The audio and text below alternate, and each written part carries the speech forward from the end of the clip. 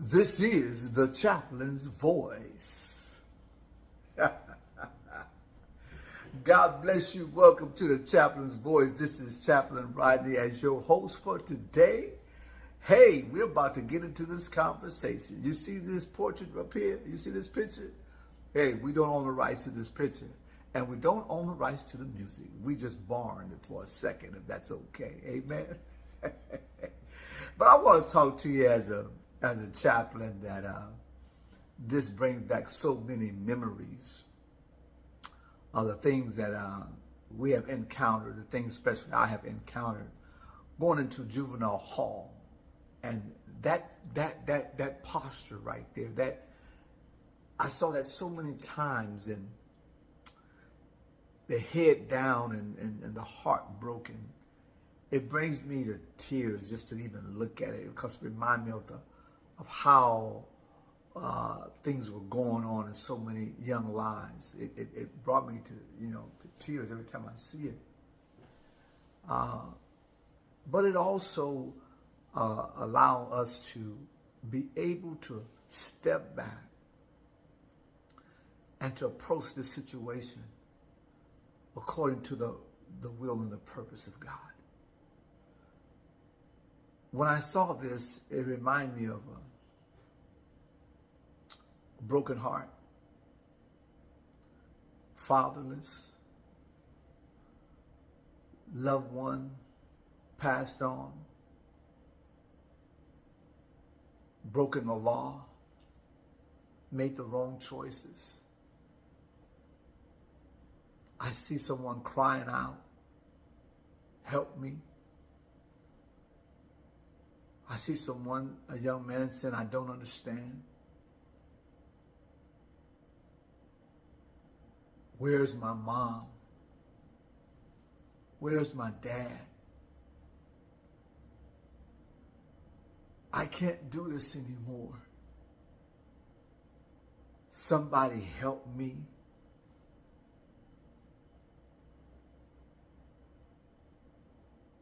God, please help me. I've heard so many cries just like that. So many cries. But I thank God to the fact that I was available, and he used my availability after he prepared me, after he took me through a process, after he dealt with my own heart, my own loss, my own brokenness, my own shame, my own, did I say absence? He dealt with me with my own heart first. But after he healed my own heart of my shortcomings, that I was able to have a true heart about a situation like this. So when I went in as a chaplain, and these young men would come and young men, they gonna tell you everything. They gonna give you a whole spiel. They ain't shucking and driving. They gonna tell it all. They gonna tell it all. They told it all. Seeing young men trying to make adult choices from 13 to 15, 15 to 18, trying to make adult choices as a kid. And not understanding the consequences of the things, the choices that they made. Not understanding the time before them and why me? I wasn't trying to do this. This happened. And now they're going through court, and the parents are hurting, the kid is hurting, the family is hurting. Everybody is hurting. I remember the times, would you go see my son? Would you go let him know that we love him? Would you let him know that we care? Because we can't go in. We can't even go in and talk with him. But God used me to go in. I was that conduit. I was that mediator. First for God.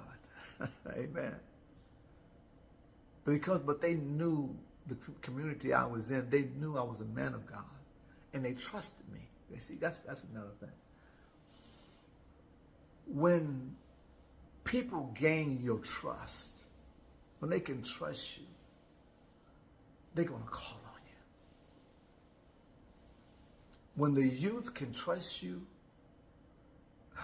they'll promote you. When the youth can trust you in their community, they will promote you. You don't have to go around saying a whole lot. If you're trustworthy, they will promote you because they can trust you. And when they're in trouble, guess who they're going to call on? On who they can trust. So as a community chaplain, I was out there in a community and just being what God would have me to be and have me to do. He did it because I was faithful in what he called me to. See, when we're faithful what God has called us to, he does the rest. He does the rest. So when I ran into stuff like this, because they can trust me, I came running. I came to the rescue. God moved me to come to the rescue. And we cried together. We fellowshiped together. We ate together. Why? Because the parents, the community could trust me. Because I was trusting God. Lord, use me any way you want to use me. You know, I believe when any organization is in the field, is in a community, we have to bond with the community. You have to bond that they can trust you. You have to make yourself friendly. Number one, you have to make yourself friendly, you know, and that they can trust you because troubled times are going to come. Troubled times are going to happen. It's going to happen. But the question is, will we be there? Can they trust us? You know, I remember this. I will say this. I remember there were some kids that they were at the school, and they broke this window at the school. They broke some the glass. You know, the classrooms. I heard it. I didn't see them, but I heard it, and so I saw them running and everything. I'm like, hey! You know, I'm hollering out to them, and they're running, and I seen them, you know, and I'm like, okay, you know, and so first thing, I need to call the police. So I happened to be, at work at the time. So I went back to work and I told them what happened, I dialed 911 and now they asked me to go over there. But my boss said, wait a minute. She said, wait a minute. Is that the community you minister in? Where the kids know you and all the, favorite all that over there? I said, yeah. She said, don't do that. I said, don't go talk to them. She said, no. She said, listen to me. They trust you. Right now, take the opportunity of the trust that you have with them. Let the police be the police, but you be who you are. You're not the police. And I stopped and looked. I said, wow. See, I didn't hear her no more. I heard God through that conversation. That's what I heard. But I could have messed something up. But God intervened. And through the years, I watched a lot of these young men grow up from elementary school, through the years. And so, but again, this portrait of, is it worth spending time? Is it worth taking out some time out of our day to come see about me? To go see about somebody else? You know, not changing who you are. Be who you are. Be a man of God. I was a man of God. I'm still a man of God. But as God connected me with them, even today as grown adults, as adults with their own children, guess what? The seeds you plant then, they're going to remain. They're going to bear much fruit. See, all God is saying, stay faithful. Because that heart needs truth. That heart needs somebody to lean on.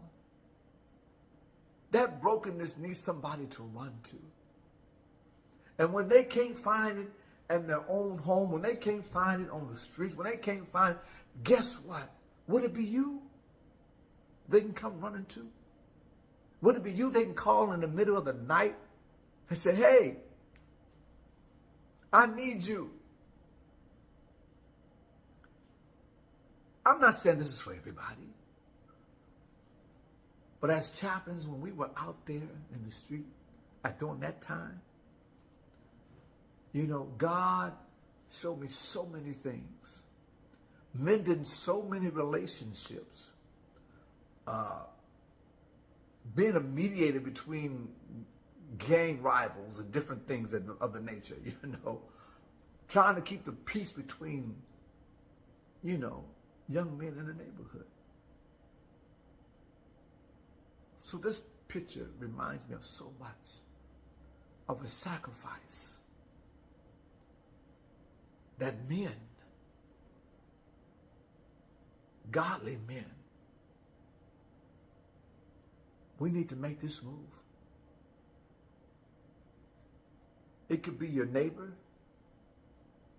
It could be the young man down the street. But God, here am I. Use me. That's a brokenness right there. But God says we are mender. He's a mender of broken hearts. And he can use you and me. I'm talking to the brothers right now. He can use you and me to do this. Amen. I wanted to share a little bit of our chaplaincy, and this picture brought it so much clear to me of the tears I cried and the pain that I endured and with them, to the fact, trusting in God to bring the healing and the care to the whole house. And I'm going to tell you, I experienced it many a times the joy of the Lord would come in. Hey, well, they say he might not come when you need him, but he's always on time. He's always on time. Amen. God bless you. Thank you so much. We will share more of this about chaplaincy as I was out in the field, even though we're still doing it, but we're doing it on a different level now. But God bless you so much. Hey, remember, this is the Chaplains Voice podcast, and we'll see you at the next podcast. God bless.